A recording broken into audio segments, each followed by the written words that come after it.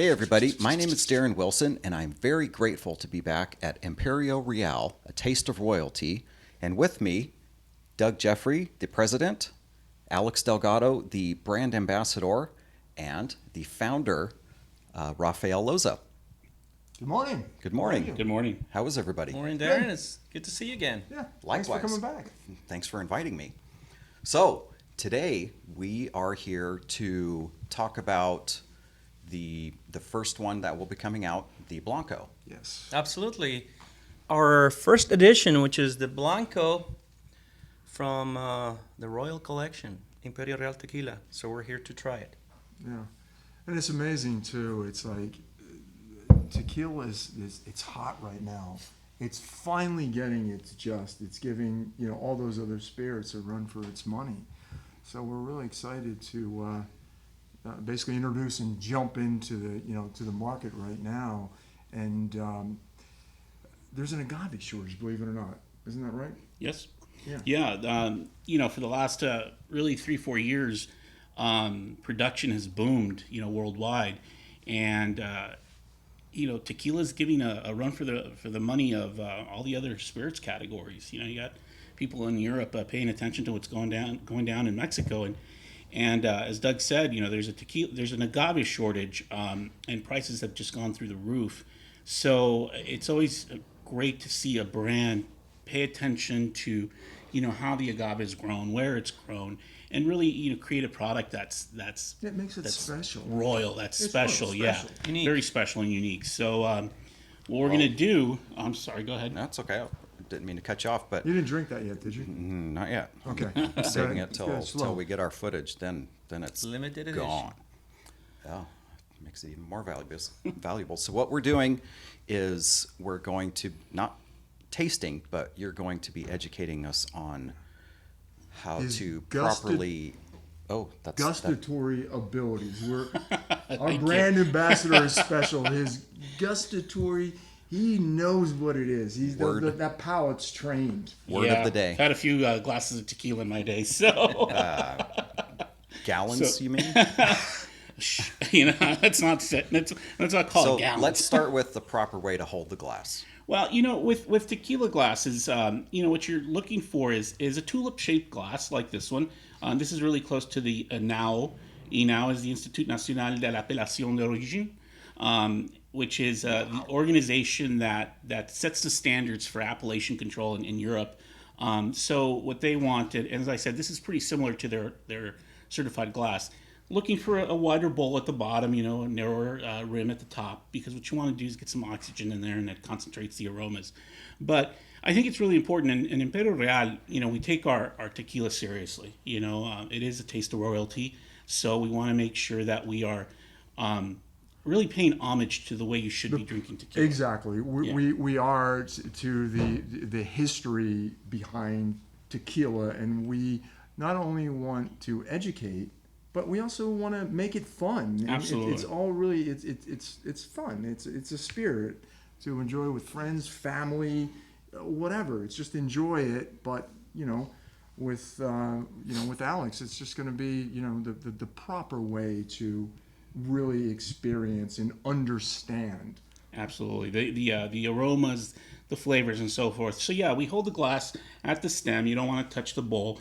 And what we're going to do is you do a little visual evaluation, some aroma, and so forth. So all these things are really important so that we can appreciate again the flavors and the aromas of tequila. And I was reading that based on the glass, the aroma will change based on the typical tequila shot glass. Based on is the aeration of the tequila where it fills, correct? Oh, Absolutely. Get your thumb off there. You're warming it up. I'm sorry. Absolutely. I've actually done blind tastings for people where we've used the same tequila in 4 different glasses, and people have thought it's 4 different tequilas. So yes, So, there the you shape go. of the glass and the type of the glass will make a big impact on the final sensory appreciation of the tequila. Okay, so we're holding it correctly by the So yeah, stem. Is there a proper angle? Basically yeah. in a 45-degree angle. more or Exactly. less. As Raphael said, you want to hold it at 45 degrees. And the reason we spill want to it. do that is we want to get some air on that surface. The more you aerate it, the more the aromas come off the volatile compounds, if we're going to get a little geeky, come off that liquid. So then what you do is you just give it a swirl very slightly, not as much as wine, because remember, there's ethanol in there, there's superior alcohols, there's some low alcohol, so you want to not gyrate it too much, or else it becomes very volatile in there and it'll burn out your nose. Won't explode, will it? Won't explode. No. Thank you. So again, 45-degree angles. Now you want to keep your mouth a little open, because what you're going to do when you take in an aroma is you're going to let some of that oxygen that's coming in and out of your nose and mouth also affect the aroma. So you bring it up to the middle of the glass. Keep your mouth open. Go ahead and take a slight whiff. Don't really inhale hard, right? Or else, again, you might burn out your nose. But just very subtle. Is there a time limit on having it on No. Again, 45-degree angle. Get some air on there. Give it a swirl. You don't need to reset it, though. No, you really don't. I mean, you get some people out there that really swirl it a lot and whatnot, and I mean that's okay. And we're looking for, the first thing, you don't want to get hit with alcohol, right? You want to get more of the flavor of the agave, the aroma, than just a nostril full of alcohol Ethanol. smell. Yeah, Ethanol. and before we get to that, what I want to do is not enough attention's placed on color, on the visual aspect of it. And if we kind of hold it like this and look down, we're going to see or look up, we're going to see a crystal clear tequila here. There's nothing floating in there.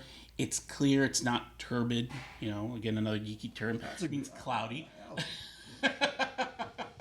Well, I had I to know, beat you you on got that. I like my it. word, Bring them on. It's like, Bring them wow. on. We'll have a special English and Expand our grammar vocabulary segment. here, as we appreciate tequila. So again, it's crystal clear. We see some, all right, the meniscus with silver highlights. Ooh. The rim of the glass, that's the meniscus. We always talk about your verbiage is a picture to me, talking about tequila. I mean, it's amazing. This man is full of knowledge when it comes to tequila. Oh my god! But we see that rim, and it's crystal clear again. Little silver highlights. And so you're saying, what the hell does that mean? It's giving you an impression of the distillation process. And this is a very clean distillation process. I don't see any residual fatty acids, believe it or not. Sometimes you see some things in there, or some bubbles that shouldn't be there. But anyway, we have a very clear, clean glass of tequila, Blanco. As Doug said, one of the most popular expressions of the tequila category, the most sold worldwide. So this, for me, is the essence of tequila, a Blanco. It is. You're really going to get the form. appreciation of the agave. Sorry? purest form. It's purest form, absolutely. Because I tell people you can hide a lot of sins in an añejo, an extra añejo, and so forth because of the aging process. But a Blanco, it's pretty much the essence of that agave and the process that it went under for cooking, fermentation, and distillation. So, okay, so we've looked at it. We've learned how to kind of hold it up and smell it. Let's go ahead and smell it again. Does having the finger out help with it? Or? It does from a fashion standpoint. I think it looks really, fancy. Anyway, so we'll put our pinkies out. Wait a minute. Let's got to put your pinkies out. Your pinky out. Yeah, there we go. This is a taste of royalty, so we have to act royal. So I get a lot of cooked agave. That's the first impression I get on this tequila. Sure. Cooked agave. I get some banana. I get some orange, some ripe orange. Mint. There's definitely some mint here, and also some verbena. Now, there's a lot of different mints out there, believe it or not, a lot of different species of mints. So this has more of a verbena mint than a regular mint. And you guys are looking at me like, what the hell are you talking about? Is that a wild mint? Is that basically what it is? A verbena, no, it's a different species of mint, more associated with lemon, Okay. Lemon aromas than mint aromas. Towards like the lemongrass family. There you go. So what we have here is, yes, that's mint. So go ahead and take a whiff of that. Pass it around. Sorry, If you rub it a little bit, you'll see it. I didn't do the finger. Yeah, That's right. Don't forget the We finger. won't talk you points. so, It's subtle, but go ahead and take a whiff of that. like rubbing it. And you can Now I actually want get you the to take oils. a whiff of this tea bag, and it is tea, ladies and gentlemen, and smell that. And this is verbena tea. Yes, no wonder. And now, after you've smelled those two, I want you to go back to your tequila. Your tea bag, please. So in the som world and in the professional tasting world, what we do is we anchor aromas to memories. That's how, a lot of people ask me, it's like, Alex, how do you know when you taste something blind that's a Cabernet Sauvignon, or even if you get into vintages or producers? And it sounds weird, but yes, you can memorize that stuff by aromas and flavors. So like what I did right now is when I smelled this tequila, I looked at the room, I looked at Doug, I looked at Ralph, I looked at the team here, and I That's the remember. memory. That's the memory. Wow. So I anchored that memory, that visual, to that aroma. So what happens as you exercise, and an aroma is a muscle. As you exercise That's amazing. that muscle, wherever I go now, for the most part, I have to do this a few more times, and I smell this tequila blind, that memory that I've stored, this moment with these gentlemen at this time, I'm going to think, oh, that's Imperil Real Blanco tequila. And that's how we as professional tasters anchor aromas and flavors. Because remember, your memory gland, the memory area of your brain is closest to your olfactory gland, which is right behind or at the top of your nose. So it doesn't take a long time for those memories to go from your nose area to that memory portion of your brain. Now, you're looking at me like, you're insane. That's what I said. That's gustatory. That's what I mean. I was going to say, your eyes are closer to your brain. So that's what it is. Have you guys been walking down the street one day and all of a sudden you smell something, or you're somewhere? It brings you back. Just It brings boom. you back. Cut grass when I was a kid, growing up. Boom, that's the I first. smell that bread. cut grass, And you're there. I Smell of remember bread my, in the morning. my yard. Bakery. That's what Yeah, we're that's what it is. That's what we're doing. Makes sense. Yeah. That's what you're Skid doing. So Row. now you're actively cataloging those memories. So that just happened as we grew up, as we go through our lives. Now we're doing that intentionally, so that we store that memory. In that way, when we're tasting blindly or just whatever, we can go back to that catalog. I call it my catalog of aromas and flavors and different producers and different tequilas and so forth, and do that. So I said banana and orange. So we do have an orange here. Yeah, definitely. For sure. Get a little bit of the fresh orange. This probably is more of a candied orange. Well, it's hints can smell actually subtle. the citric. but It's once all again, subtle, yeah. my nose is not an educated nose, Well, right? It's not. I don't smell it. it's practice. I tell people yeah. all it takes is practice. Now, I want to make something really clear. There's no banana or orange or mint or verbena in this tequila. What there is chemical compounds that are natural in the agave. And what happens is when you harvest that agave and you cook it and then you mill it and then you ferment it and then you distill it, those chemical compounds are either accentuated or they're added during that process. But it all goes back to the agave and how it's being treated in the production process. That's what we're getting hints of, aromas of, reminiscent of banana, of orange, of mint, of verbena. I'm not saying that those ingredients are actually in this tequila, because they're not. So I just want to make that clear. And this is the agave. Yes, this is juice. cooked. Cooked No. agave. This is a sample Can't get it off. of cooked Come on, agave. There we go. I got it. There we go, Doug. Got to get to the gym a little bit more often. Thought we're gonna have Raphael do it. Let me try it. Yeah. So this is a sample that's been created of what the aromas of cooked agave are. So is this And- just pure agave in here? No, it's not. It's an aroma. It's an aroma. It's an aroma tester, and I do want to give credit to the individual that created these aromas, Ana Maria Romero Mena, who I mentioned in our previous segment, who was my tequila mentor and teacher. She created a tequila aroma wheel back in 1999. I believe she copyrighted it, and Ana Maria then created a sample kit of all the aromas associated with the tequila production and the agave, and just developed these great little vials, so that if you're really into becoming a professional tequila taster, this is a great way to anchor those aromas and go, okay, this is cooked agave, this is this is raw agave, this is ethanol, this is mint, this is orange blossom. She made us, train our What a great job. Right? Professional Yeah, tequila taster. I mean, Yeah. that's a great job. What you do is It must You be gotta see tequila. that wheel, really- just the way she, thought of every single little aroma. I'm like, wow. Yeah. She's a great Amazing lady. work. It must be tough to get up Amazing in the morning work. to go to that job. You have no idea. So, So Imperio Real, a taste of royalty, making great tequila, great We flavors. have Alex's stamp make- of approval. As you can see, this man knows his tequila. well, again, a lot of tasting, a lot of training.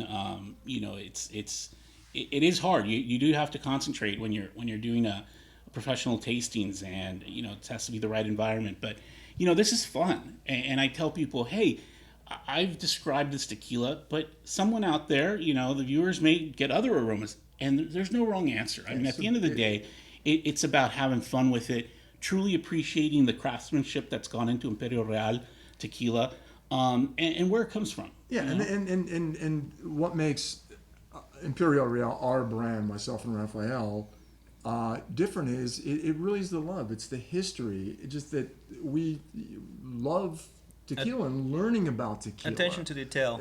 The To detail of it. Yes. Absolutely. We're trying to come up with how can I put it? A taste of royalty. Yeah. What else something can I special. say? amazing. It's Imperio Real. It's a totally different concept, and I'm paying attention to every single detail, like Alex mentioned, from agave to your glass. Every step of the way, we're paying attention to bring you the best quality Blanco to begin with. So, I think it's time to taste, right? I believe so. We're back and we've moved on to our bar scene. But before we do that, let's taste. Absolutely. So give us a recap real quick, Alex. So we're gonna actually do the tasting. I mean, we've teased you so much, so let's do this.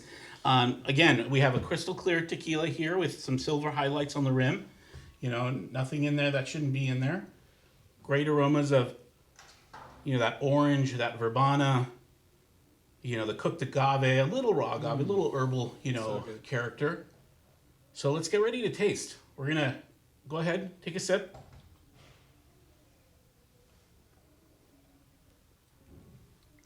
So when you're tasting, let's make sure, and we're gonna go back there and do another. Before we get into it, we're gonna do another taste. I want you to make sure you got enough tequila on your palate. On your tongue, on the side of your tongue. Guzzle your it? gums. Just shoot No, it? no. Okay. Shouldn't do that. But on your tongue, your palate, everything in there. Just coat your mouth. Now let's go. You should still have enough tequila and the essence of it in your mouth that it should be doing that.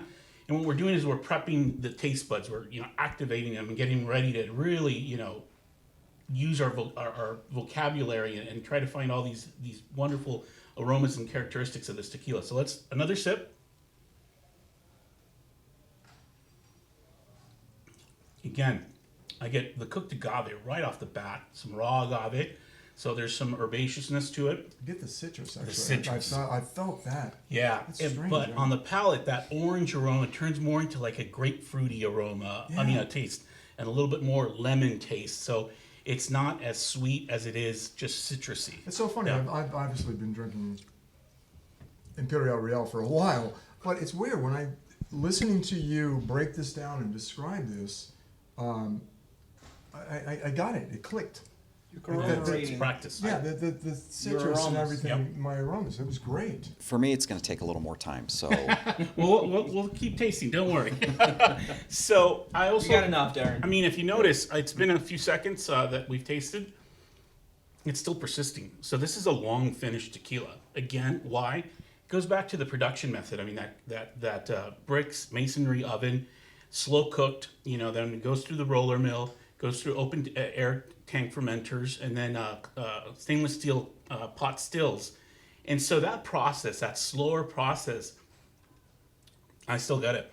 I'm still getting kind of that citrusy note. I think at the end, what I'm getting is citrus and cooked agave. And one of the things is this has like body to it. It's a little it's thick. It's not it's almost like a syrupy kind of Well, I wouldn't Not use the word syrupy, syrupy, but I I don't think have your vocabulary. what again part of that viscosity that you're getting there is not only the alcohol content, but really the cooked agave process. And I'm going to keep harping on that because, there's a big difference in cooking your agave in an autoclave versus a brick oven or a masonry oven. That slow cooking process really allows the flavors to develop in the tequila, in the agave. So when you go to ferment that, that's all contributing to the final product. So we're not rushing anything here. And that viscosity that you're seeing is indicative of, first of all, clean spirit. Obviously, the fermentation process was on the slower side. Again, the cooking process in those brick ovens and the double distillation in the pot stills. And then we're talking about the legs, like on wine. You talk about the legs when you roll it on the glass. You see, so that is the alcohol content coming on. It's an indication of alcohol content or glycerin, which is also part of it's a natural byproduct of distillation and the process. So, we tend not to focus too much on the legs because you can add glycerin to tequila and add body to it. And thus, if you swirl and you see very slow moving legs, don't be just fooled by that. I do tell people, don't be fooled just by that look. The palate and the aroma also needs to back up that viscosity that you're seeing. But what's great here is that you're getting the viscosity, but without any indication of something hokey going on. This is just a well-made tequila, period. Yeah. And how about myself and Raphael had this discussion, double distilled, triple distilled. This is double distilled, correct? So by regulation in Mexico, tequila has to be distilled twice, minimum. Now, if you're using a column still, well, that's a continuous still, so inherently it's been double distilled. But that's a more commercial process, which is not what we're using here. We're using a double distillation in stainless steel pot stills. So if we were to do a third distillation or a fourth distillation, and you hear that a lot in the vodka category, what you're doing is you're creating a cleaner spirit by doing that. You're running it through the still again, and you're taking away some of those. Here's another $5 word: congeners. It's these compounds that are in a product. So by distilling it often or multiple times, you're stripping that away, quite literally stripping it away, and you end up with a neutral spirit.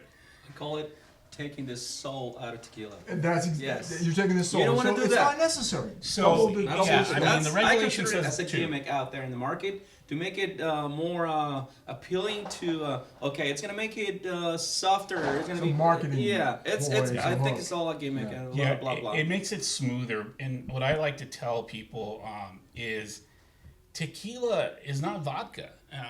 Vodka, the category is a neutral grain spirit. Operative word, neutral. So, though if you're professionally tasting vodka, and I have done that, you will find some differences in vodka, believe it or not. But the essence of a great vodka is for it to smell and taste of nothing. Neutral. That's That not actually tequila. makes sense. Yeah, Yeah. you're right. That totally That- makes sense. That's Thank how you. I judge vodkas. But with tequila, this plant took almost 10 years in some cases to grow. It went through 6, 7, 8, 9, depending on how many years, but multiple years, summers, winters, falls, autumns. It's earned. its Why would you respect. take that agave that spent so much time in the field being cultivated to strip it down? Yeah, exactly. So Makes no sense. it makes no sense. I don't well understand it. And- I am definitely a fan of the aroma of tequila, and I love sipping it, just neat.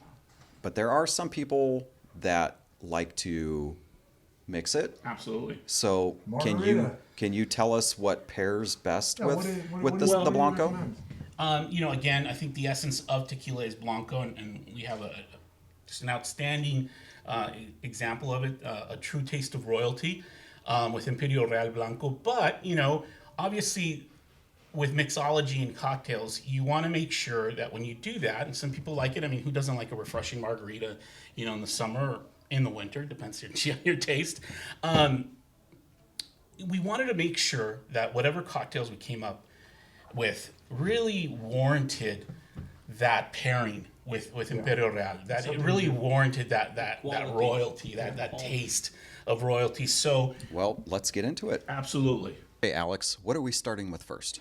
We're going to start with a margarita, and we wanted to be sure that we balanced the margarita in such a way that we wouldn't lose the essence of the Imperio Real Blanco. Because it's really about, this is a sipping tequila.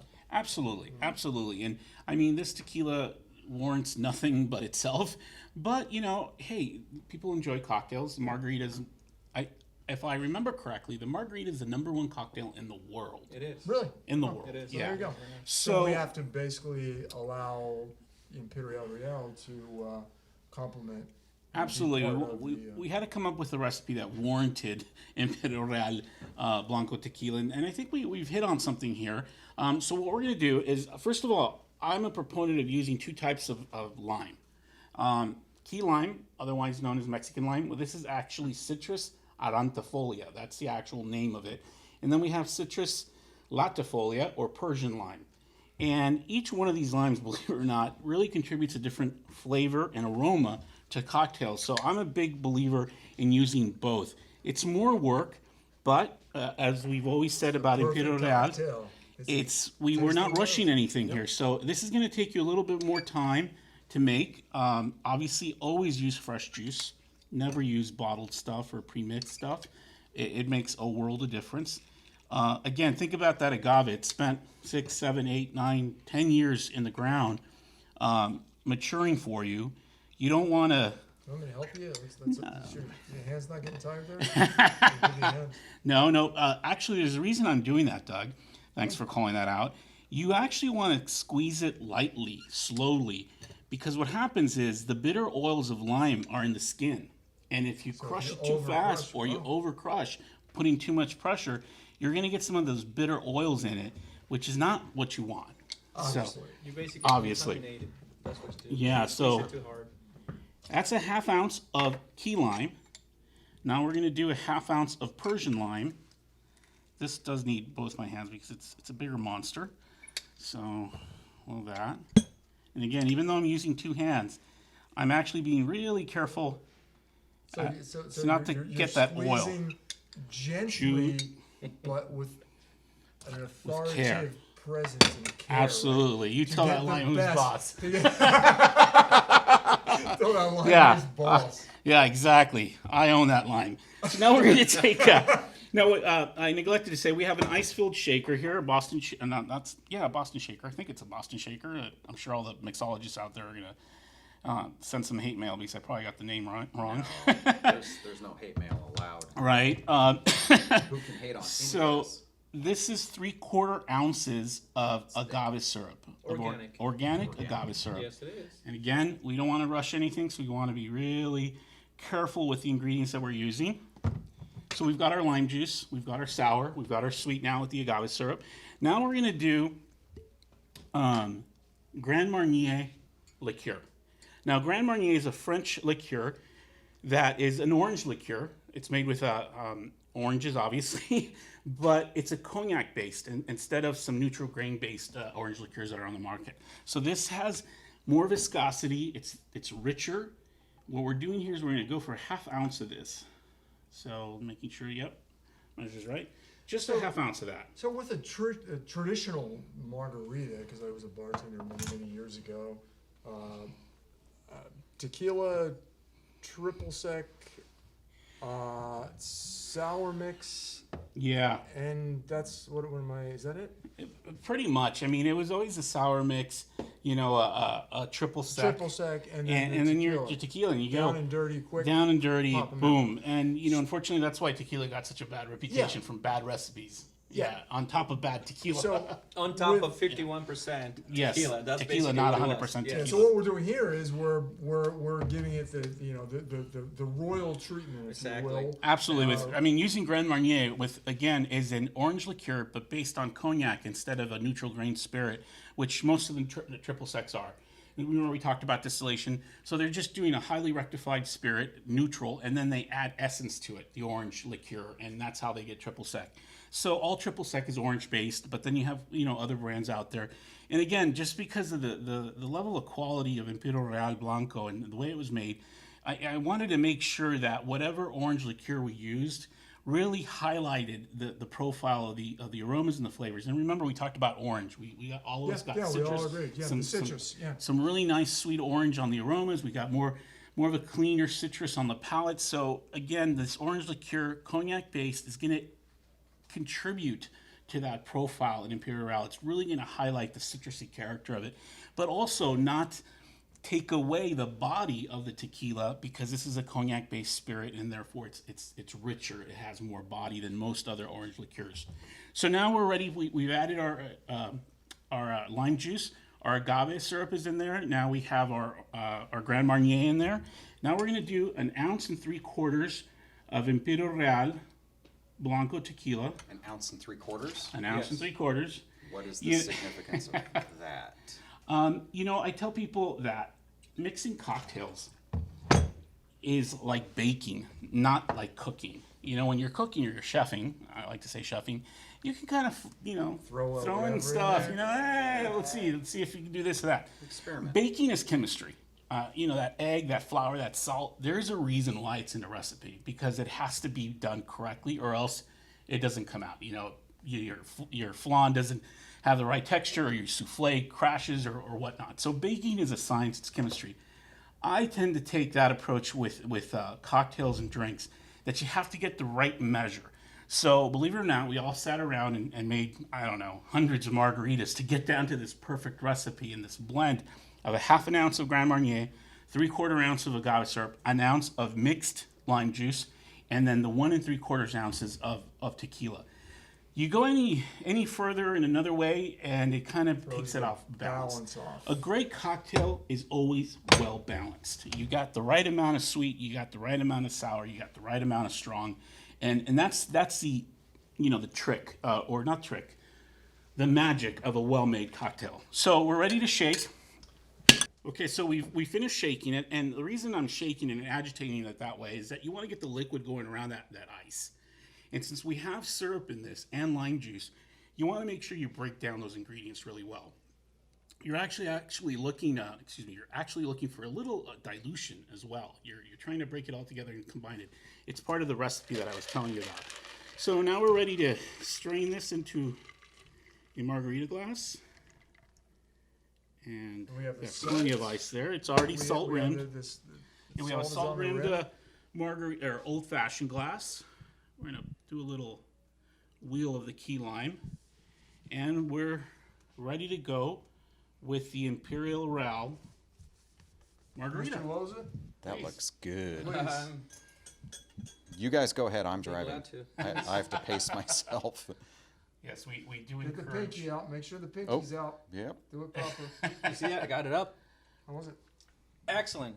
Taste of royalty. Drink on the other side of the glass. I don't know where this guy's. No. Yeah, again, we're trying to balance that. The key here is, do you still taste that Imperil amazing. Real Blanco? Yeah, it really is smooth. You're not met with the just that alcohol of the traditional. No, I mean, too much, no yeah, balance. You did Too an much amazing sweet job, sourness, Alex. I yeah. gotta give it to you. I mean, when we were talking about That's the actually ingredients to create the perfect margarita, I was a little skeptical, honestly, because we created a taste of royalty, super premium tequila, and I was a little skeptical because I wanted a product to go with it with the same quality and level of craftsmanship. So Yeah, knows his job. that's and amazing. when I was brought on, thank you. When I was brought on board, that was it's sort of amazing. like it became quite obvious Yeah. to me the attention to detail that's gone into, not only the Rafael's history and his story behind growing up in Jalisco, but the passion to detail. I remember a story you mentioned, Rafael, about one of the things that fascinated you about the agave fields were how symmetrical it was, how just perfectly aligned everything was. And so, we have a tequila that has been created with so much attention to detail, not only to the packaging, but to the actual, juice that's inside. So for me, it was like, okay, how do I, first of all, come up with a recipe that is true to the juice inside, to Imperil Real and that taste of royalty. And for me, it was a no-brainer to kind of work with Grand Marnier and Grand Marnier's, iconic history in the category of liqueurs and orange liqueurs in particular. and the fact that it's based on cognac. You know, you have another High-end. royal or Yes, high-end, exactly. spirit such as Concept, cognac. yeah. And it's one of those spirits, actually, ironically, that is now paying attention to what's going on in Mexico because, tequila is taking market share away from cognac. So here we are, kind of warranting a recipe that brings these two worlds together and really espouses the quality of both brands. Yeah, well done. Can I get one to go? Okay, so what's the next recipe you have for us? So the next one is rather interesting. We wanted to do something what I call old-fashioned in the sense of older ingredients or older brands and recipes that, it's not that it's the trend, but there's a movement towards drier cocktails right now and more herbal-based cocktails. Oh, this is the one. I think this is one of my favorite ones actually. When we were going through this before. Yeah, so what we have here is I've been chilling down a Nick and Nora glass. So it's very cold, as you can tell. Nick and Nora, what and a Nick and Nora- fancy name. And Nick. Where does Nick and Nora come from, actually? So What does Nick that and mean? Nora is a reference to an old movie, The Thin Man from the 1930s, a Yes, comedy. Yeah, absolutely. Right, yes. I believe Jimmy Stewart was in that. So that's where the origin of the name comes from. But if you look at this glass, and again, it's very well chilled, and we want that, and you'll see why right now. It's got that Frosty. kind of Roaring '20s, that kind of Belle Epoque Same. vibe. Yeah, Same that feel really to it, kind of yeah. romantic, luxurious look. So we're gonna take a little ice, put it into a mixing glass. We toyed with this recipe quite a bit. It's gone through some versions, but I think we finally nailed it down to where we want it. Again, we're gonna take this ice, we're gonna put it in a mixing glass. Got the Blanco, so we're gonna take 2.5 ounces of the Blanco tequila. This is gonna be what I call a spirits-forward cocktail, no doubt. That's So a double. it's Double and a basically a double and a half, right? So that's 1 ounce. Oh, I'm sorry, that's 1.5.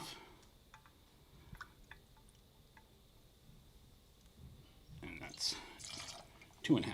Always remember, drink responsibly. Yes, That's the please. one thing. For sure. It's, There's no reason to be driving Drink. intoxicated That's nowadays drinking. with That's all why- the different Thanks services. God really about have to- Uber right now. You have to be responsible. Uber up if you want to go Absolutely. out. And do it. That There's is so many that is lives why lost I'm and- getting mine to go.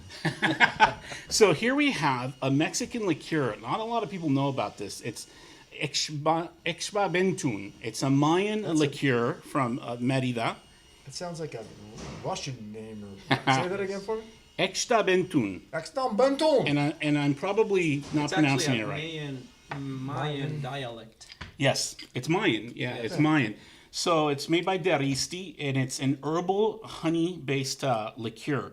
Can I smell? That's absolutely. That's at 30% alcohol ABV or 60 proof. 30% alcohol in this. Yeah, Wow. that's 60 proof. Now what we're doing, so this is a bit of a cosmopolitan drink in that we have obviously the Mexican tequila, we have Mayan liqueur, and now we're going to take an Italian liqueur, Don't forget the pinky. Luxardo. Get the pinky. Thank you guys. Luxardo Maraschino liqueur. Anyone know what maraschino is? Pop Cherry. quiz? Cherry, there you go. But it's a specific type of cherry, a marasca, from eastern Italy, on the border there of the northeast part of the country, and it's an earthier flavor. You think of Bing cherry, Rainier cherries. It's very different from that. Okay, so now we're going to stir this drink, making sure we get some dilution. Watered down. Ice melting? I don't like the word watered down, but what we want to do is Dilution. Yeah, we want to create some blending of the drink, and we're not going to aerate this, okay? So you don't want to bring it up here because you don't want to emulsify it. You just want to pour it very gently into this Nick and Nora, Nick and Nora. I'm not gonna forget that name. the Nick and Nora glass. And what's nice is we've been chilling that Nick and Nora for quite some time now. Nick and Nora. We're And again- chilling with Nick and Nora right now, baby. Well, I'm not lifting the mixing glass. I don't want to get any air in that. I don't want to emulsify it, as I said. And then what we do is we're going to take a little. You guys are having fun over there, huh? Yeah, we are. Good for you. I mean, it's booze, right? So it's tequila. it. We can't be So we're gonna take serious a about lemon everything. twist, and what I'm gonna do is just like rim this a bit, then squeeze some of that With those the oil oils, of the. and just of drop the- it The in. rind. Gotcha. I'm just gonna drop it in, and there you have a Mexican Jubilee. A Mexican Jolie. Yes. Well, drink up, boys. See what you think. And here what we're doing is the combination of the herb liqueur, the maraschino liqueur, is Yeah, we're it's playing got- off on that herbal quality of the tequila. Yeah, it's It's drier, definitely. definitely dry. You get a little bit of the herbal, and Mm-hmm. it's flowery. It's Yeah. it's really Sure. it's new to my my palate right now. Actually, Yeah, that maraschino liqueur is very floral, Maybe that's it. Yeah, it's very good. aromatic. And what we're doing there is we're bringing forward some of that fruit, that citrus aromas that's in the tequila. The herbal quality of the extra It's got a- bentune it's also plays off. sweet too. dry. Very yeah, it's good. Yeah. It's really good. Yeah, it's like I said, it's a drier drink. It takes a little time to make, right? You got to measure everything out correctly, but I feel that it's really well balanced with the character and the profile of the Imperio Real, and again bringing in some other liqueurs that are fun, but you know in their own way are very very well done, and pair well with the Imperio Real Taste of Royalty brand. Amazing job. That's Alex. awesome. Thank you. Thank you very Thank you. much. We'll Very good. we'll give everybody access to these recipes, so you can make your own, and you will have others. Yes, so stay tuned. We're going to come back and we're going to talk about the reposado. Reposado, yeah. Yes. Is next, and then we have a few All more the way things after down that. down Yeah. the line. So And the grand finale is Estreñejo. And the extra Doesn't get yes. any better. Absolutely. All right, guys. Thank you very much. Thank you. It's been a pleasure. Pleasure. Doug, thank you. Move Raphael. forward. My pleasure. Darren? See you soon, guys. Thanks for watching.